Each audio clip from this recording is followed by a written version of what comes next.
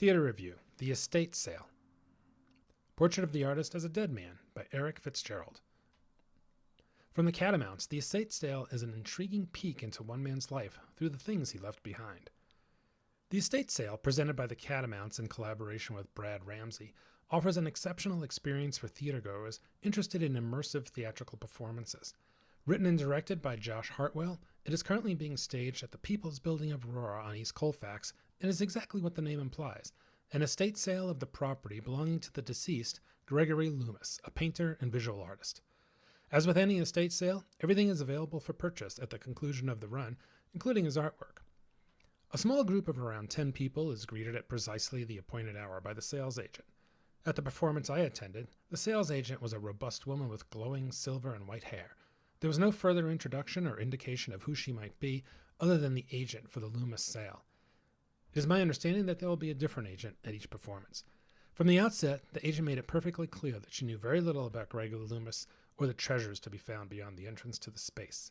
For the next hour, we are ushered from room to room of the home belonging to Loomis, thus beginning our introduction to his life. Each room is appointed appropriately, from the library to the kitchen to the bedroom. The library is complete with a piano and a portrait of young Loomis, along with an easy chair and plenty of books. In the sitting room, we're offered a moment to reflect upon our discoveries, aided by a beverage of our choice.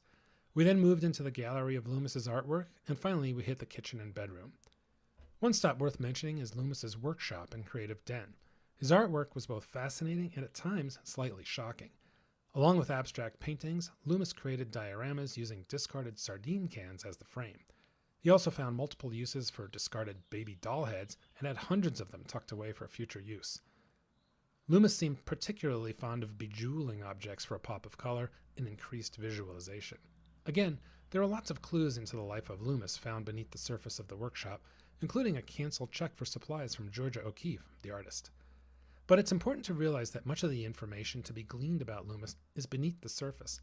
Small notes are tucked everywhere, as if they were torn pages from a diary, and handwritten letters from various people, including his mother, are scattered about, providing additional clues as to who Loomis was. As the hour progressed, the group that I was with began to compare notes about the life of Loomis, sharing tidbits of information discovered at each stop. Immersive theater may be an acquired taste for some people. After all, it calls upon the dedication of the audience members to participate in the presumptive reality being created by the collaborators.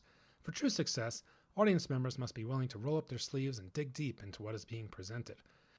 The estate sale fits the bill as an intriguing, behind-the-scenes look at an estate sale, and more importantly, the life of the artist, Gregory Loomis. If you go.